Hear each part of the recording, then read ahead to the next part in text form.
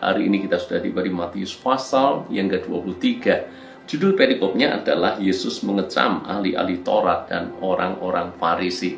Dan kalau kita membaca ini memang terlihat Yesus dengan sangat tegas, bahkan Yesus dengan sangat berani mengecam ahli-ahli Taurat dan orang-orang Farisi. Bahkan mengatakan, celakalah kamu hai ahli-ahli Taurat dan orang-orang Farisi. Tidak hanya sekali, tapi berkali-kali. Di dalam ayat yang ke-13, celakalah kamu. Ayat yang ke-14, celakalah kamu. Ayat yang ke-15, celakalah kamu. Dan seterusnya. Diulang-ulang terus. Ini menunjukkan memang bahwa Yesus marah dengan orang-orang Farisi dan para ahli Taurat ini. Apa yang membuat Yesus marah kepada mereka? Apakah Yesus benar-benar benci kepada mereka? Apakah Yesus menjadikan hal ini sebagai sebuah persaingan? Bagaimana berebut orang untuk mengikuti? Apakah Yesus mempersoalkan hal ini sebagai bentuk persaingan? Tentu saja jawabannya adalah tidak. Yesus sesungguhnya menghormati mereka. Yesus juga mengasihi mereka. Makanya di beberapa bagian daripada kelompok orang-orang Farisi itu pun juga dikasih Tuhan. Sebut saja Nikodemus. Ini juga salah seorang daripada mereka, tetapi dikasihi Tuhan. Tetapi juga Yesus mau mengajar Nikodemus, berbincang-bincang dengan Nikodemus dan seterusnya. Yesus tidak menyerang ajaran mereka, tidak menyerang status mereka sebagai ahli Taurat. Tapi Yesus tidak setuju dengan perbuatan mereka. Sekali lagi, bukan ajaran mereka, tetapi apa yang mereka lakukan. Bahkan kepada murid-murid dan pengikutnya, Yesus mengatakan untuk menghormati ajaran-ajaran yang disampaikan oleh ahli-ahli Taurat dan orang-orang Farisi ini. Coba kita baca ayat yang ketiga. Sebab itu, turutilah dan lakukanlah segala sesuatu yang mereka ajarkan kepadamu. Jadi Yesus berkata kepada murid-muridnya, kepada pengikutnya, dan mereka mengajarkan hal yang baik, turuti saja, lakukan saja. Tetapi janganlah kamu turuti perbuatan-perbuatan mereka, karena mereka mengajarkannya tetapi tidak melakukannya. Gajah dibelangkoni, demikian orang Jawa bilang. Iso khotbah, ora iso nglakoni. Bisa mengajar, bisa berkhotbah, tetapi tidak melakukannya. Ayat yang keempat, mereka mengikat beban-beban yang berat, lalu meletakkannya di atas bahu orang, tetapi mereka sendiri tidak mau menyentuhnya.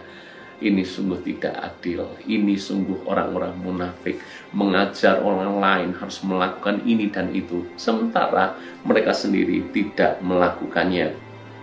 Ayat 5, semua pekerjaan mereka lakukan hanya dengan maksud supaya dilihat orang. Mereka memakai tali sembahyang lebar dan jumbai yang panjang. Mereka melakukan semua kesalahan. Tujuannya bukan karena mereka mengasihi Tuhan, karena hanya supaya dilihat orang, dilihat sebagai orang yang saleh, disebut rabi atau guru, supaya mendapat penghormatan dari manusia. Makanya Yesus mengatakan, celakalah kamu hai ahli-ahli Taurat dan orang-orang Farisi.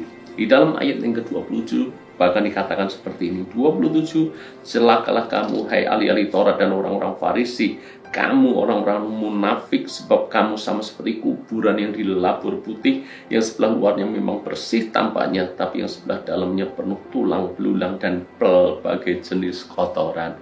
Kuburan itu selalu di luarnya indah, putih, bersih. Bahkan di zaman modern ini dihias dengan banyak hal, bahkan dibuat seperti mirip taman bunga, tetapi di dalamnya penuh tulang belulang, penuh dengan kebusukan. Indahnya hanya di luar, tetapi yang di dalam itu mengerikan. Tuhan ingin supaya kita tidak meniru orang-orang Farisi dan ahli-ahli Taurat ini. Ajarannya bagus, dilakukan saja. Tapi apa yang mereka lakukan, perbuatan mereka, janganlah untuk ditiru. Ini menjadi cermin buat kita semuanya sebagai orang percaya. Jangan sampai kita menjadi orang-orang yang munafik. Ini poin kita hari ini. Tuhan benci dengan kemunafikan. Karena itu jangan jadi orang munafik. Orang munafik itu apa? Orang munafik itu orang yang tidak sesuai. Apa yang dia katakan tidak sesuai dengan apa yang dia lakukan. Apa yang diajarkan tidak sesuai dengan apa yang diperbuatnya. Tuhan ingin kita menjadi satu. Kita ini selaras. Apa yang kita pikirkan, apa yang kita katakan, dan apa yang kita lakukan. Selaras. Ini namanya orang yang punya integritas. Bersama dengan siapa, kita tetap menjadi pribadi yang sama. Dilihat orang atau tidak dilihat orang, kita tetap menjadi pribadi yang sama. Kapanpun juga kita menjadi orang yang sama.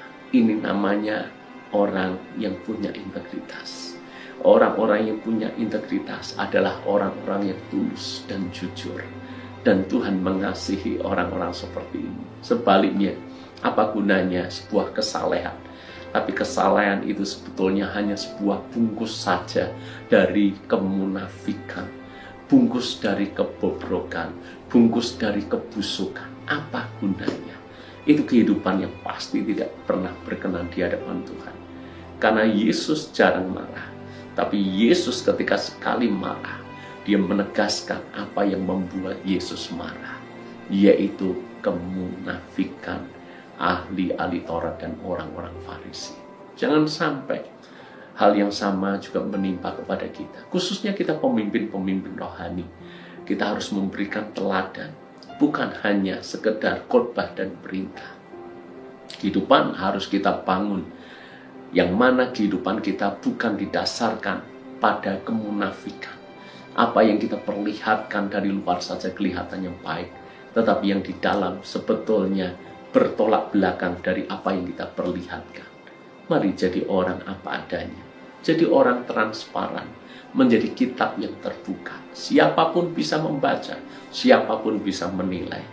Dan doa saya, kalaupun mereka menilai, mereka akan berkata, ada Yesus di dalam hidupnya. Tuhan berkati.